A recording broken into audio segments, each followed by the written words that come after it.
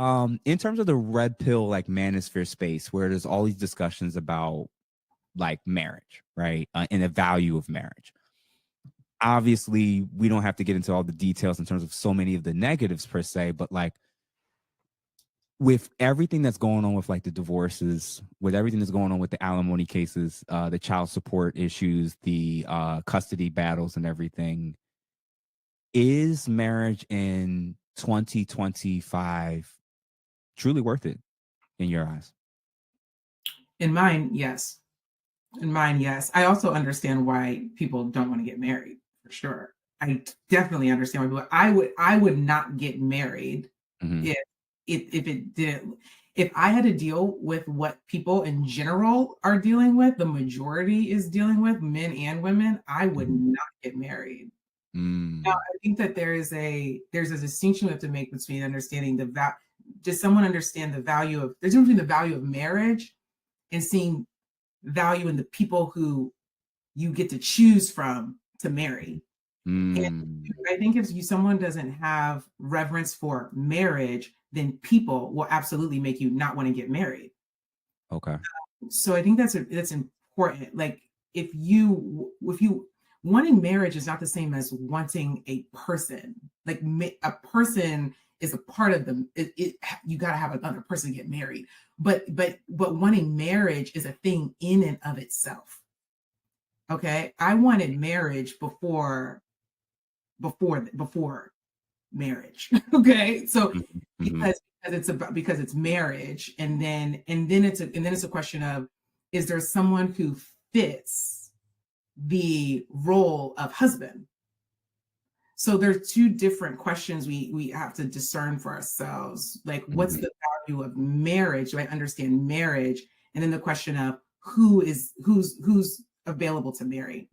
So when you're just looking at who's available to marry, it's not looking good. I mean, there was a time where I was telling women, I was like, if you can think clearly, you need to start making some videos and putting it on Instagram so that Mhm. men can see you, because it's so hard to find you. Yeah. That if I was a man looking out into the abyss at this point, it looks like an Mhm. abyss, I would be discouraged, right? Yeah, But so, yeah. but do you value or have a reverence for marriage? And we need to be able to separate the two, because if people make you not want to get married, you might not Mhm, have revelation of what marriage is.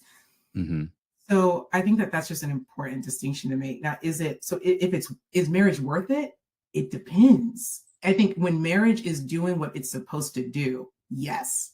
Like when marriage is doing what it's supposed to do, mhm. marriage is, I think, fully, totally worth it. Now, Is when it's it not, though, yeah. it's totally destructive. It's kind of like when we talk about with money. Like, money is going to magnify whoever you are. Like, it's whoever Mhm, you are, and then you get money, and then you're just gonna be more. You just have like more power and ability to be more of it, more of that. I think yeah, of marriage very similarly. It's like mhm. whoever you are, the marriage is going to magnify it in a way that you weren't ready for. So if the people that are a part of the marriage or a part of the evaluation of should I get married, when that's not right, marriage, Mhm. you don't have a separation between marriage and the people, you then disregard or devalue marriage. Yeah, I'm gonna be honest with you, and I, mind you, I'm married, as are you, and then many other people. You mentioned a key piece about like if it works, if it goes the way it's supposed to, and I think the gripe of why everybody's really bringing up this question is because more often than not, it's not Yeah, working. It's not going in the way in which marriage is supposed to function. Number two, on my end, I would acknowledge that for the modern man today, especially a man who has a lot to lose, I think it's a fair thing for him to reevaluate how it is that we're allowing the concept of marriage to be defined in the first place. Today, in 2025, as has been the case for years in modernized countries, we've attached what it means to be married and belonging and connected to one person to being connected to the state and the contract. And I think that there's going to be a huge movement that's going to adjust where societally we went from a lot of heavy marriages to like a lot of single mother and single father households now, a lot of divorces. I foresee a scenario where people go in the middle, where they start doing a lot more um, uh, social contracts Mhm. where they establish a contract in terms of expectations, what each side is willing to do, what each side is willing to give. They can renew it on an annual or however much basis. And Mhm. it's not so much just because people have a lower value or view of just marriage per se. Mhm. They are against all the risk that comes with being attached to the state, and they hate. Men will say it all the time. A lot of men are not scared of marriage; they're scared of divorce. So Mhm. I'm thinking rather than a huge segment of women just never being allowed to get access to a ring or getting access to walk down the aisle or getting access to kids or having a stable relationship and being able to have certain expectations because all these men are now avoiding marriage, i.e., because they're avoiding divorce. I can see a scenario where in the future, even people who still see the value in marriage may lean towards this new move where they try to develop like social contracts amongst two consenting adults. And you can kind of go down the list of all the things that normally would be applying in a marital situation, from adding people to each other's will to who's Mhm. going to pay for whose health insurance to signing off on certain things. Like, this is something where I think that may be the happy compromise where especially in our community, a lot of the women are struggling with the reality that they don't have any prospects and that may never be on the horizon. They're going to church every week and seeing the same two deacons there and the pastor and they work all the time and they're not getting approached, they're not getting proposed to as much anymore, if at all. A lot of women are not going to get married, and I could see a scenario where this may be, to me, less about like don't see value in women, don't see value in men, stay away from marriage, but like especially from the non-religious group, this may be the healthy compromise. What do you think about that?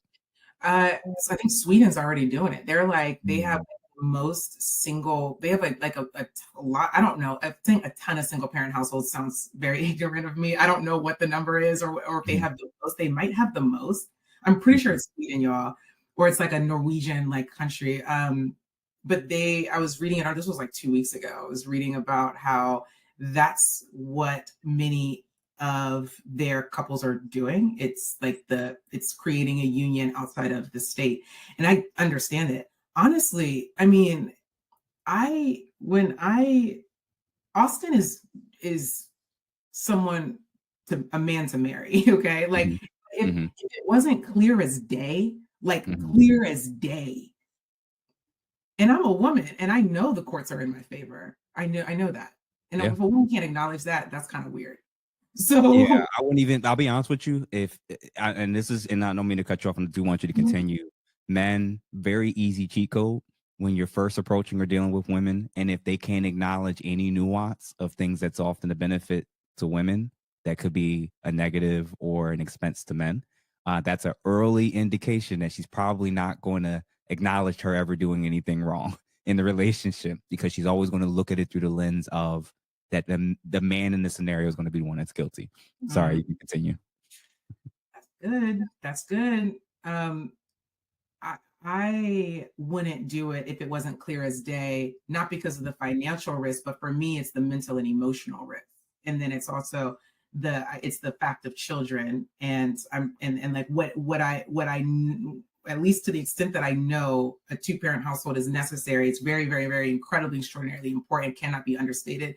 Yeah. So I would not, and those are the reasons, part of the reasons as a woman that I would not get married unless Mhm, it was clear as day, not because it's money to lose, but mental and emotionally, that mhm, kind of problem, like mhm, to be married to the wrong man, like that, the impact mentally and emotionally would be extraordinary. Like, I mean, just off the charts for me. So I mhm. would not get married if it wasn't just clear.